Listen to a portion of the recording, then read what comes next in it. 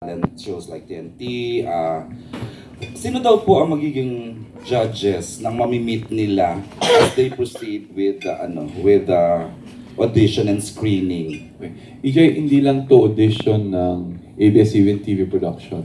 Audition din to for Star Cinema. Audition din to for Star Magic. Audition din to for Star Music. Okay?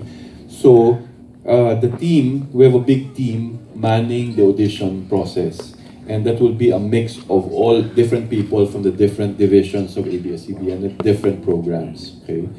After we do all the auditions, when we're able to trim down yung napili, we present them to the different heads. Like to, of course, in ABS, we present them to management, to Tita Cory and then management. And then we present them to the head of Star Cinema. We present them to the head of Star Magic. We present them to the head of Star Music. So, meron pa ring proseso. Kaya minsan hindi kagad na-announce. It takes some time kasi mahaba yung deliberation. Bakit po mahaba yung deliberation? Kasi on TV kasi hindi lang like digital that anybody can just put up something and then you're okay.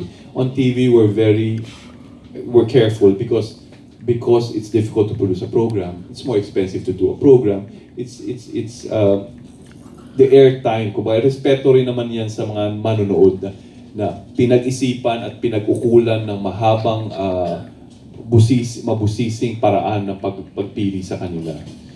So they are assured na these are the experts in the different field ng production ng ABS. Thanks, Direk.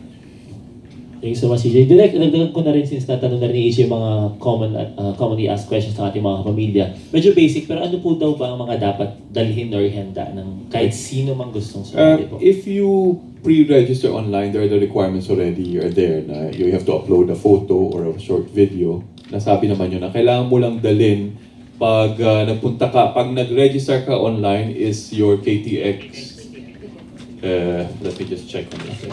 So this is for the benefit of our viewers. Ito po yung para sa mga nag-register online via starhunt.abs-cbn. Alright, para sa mga nag-register online, kailangan lang dalhin yung KTX ticket, yung printed profile, waiver forms at valid ID. Para lang masiguro natin na kung sino nag-register, yun din yung humarap sa amin. If you are a walk-in, kasi kung naubusan ka ng slots, pwede ka pa rin pumunta doon, just bring yourself. You don't have to bring anything. But kung gusto mong kumanta, syempre, pakakantayin ka namin, a cappella lang yun. So you don't have to bring anything. If you have to dance, bring your own music. So minsan naman, piniplay lang nila sa mga phones nila yan. If you need to act, to host, to whatever special talent you have, then you'll be ready to present that talent for just 1 minute. It has to be 1 minute that will make an impact. For special talents, for personalities naman, you just have to go there and just present yourself. If you have a good story naman, then you just have to tell us that please consider my story for MMK or for anything else.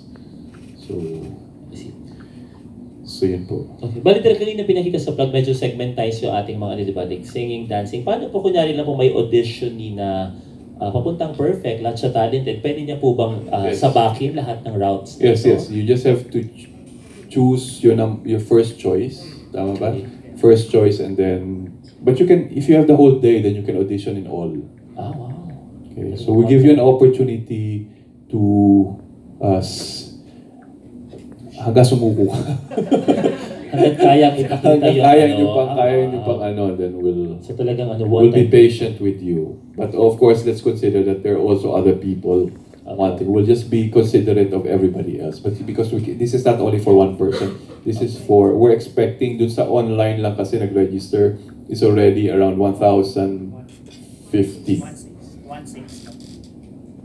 1,600. Okay. That's still the original one. Okay, so it's around 1,600 online. So we're expecting around 4,000 to 5,000 for Araneta a day, each day. So, ano niya Mami Yola? The most number we audition is around 7,000 in one day.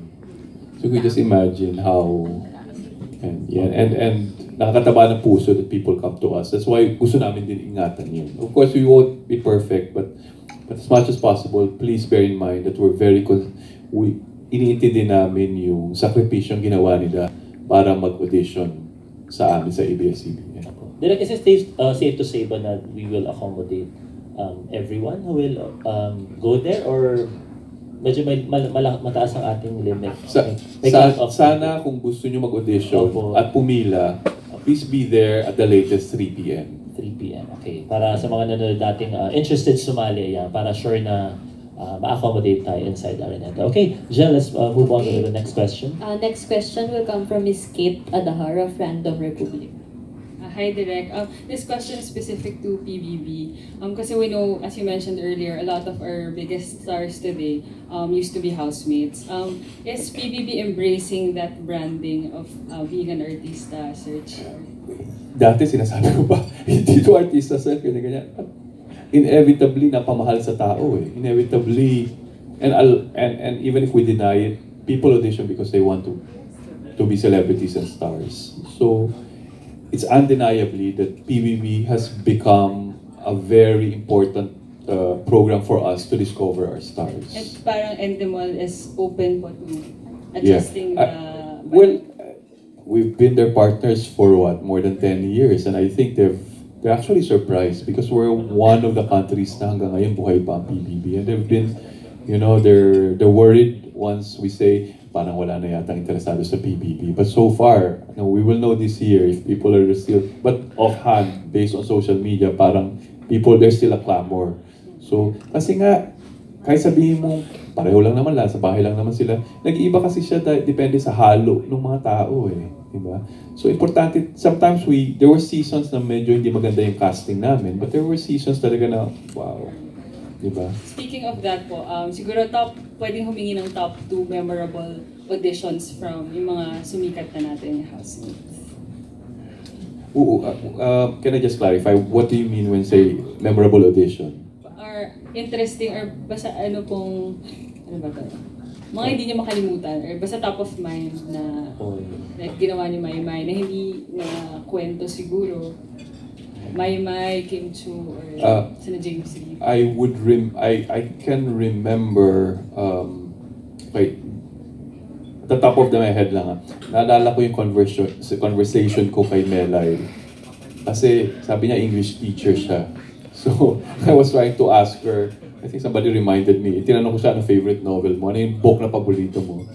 Dan Brown yata yung sinasabi niya. Anyway, nakakatawa talaga siya. So, naalala ko yun. Naalala ko, pero si Melay nag-audition sa Jensen.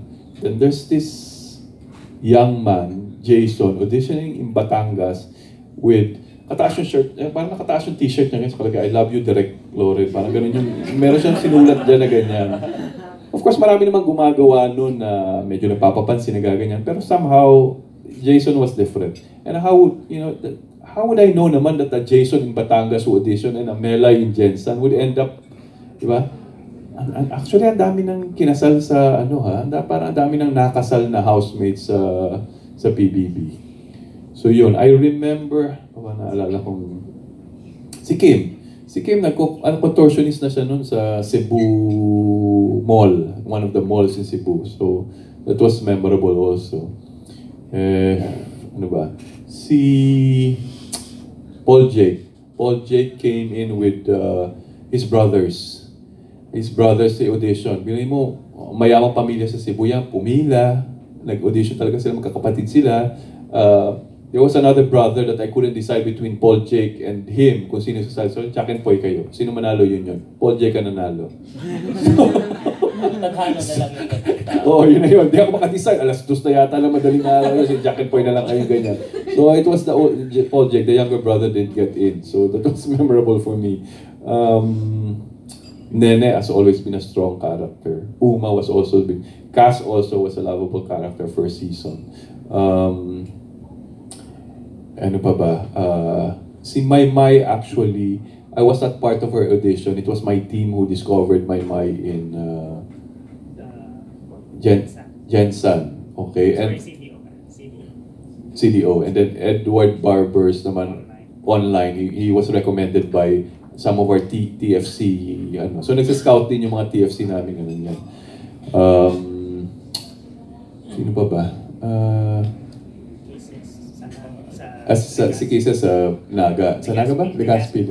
Si Barbie. Si Barbie I knew. Ano. Si Kisa also was memorable. Like, was Kisa the one in red dress? I think she was in the red dress. White. Final. Oh, yeah. So, madami. Kate ba? Kate. Thank you. Mas parang isang pwede lang kumuha ng libro sa dami na experience ko.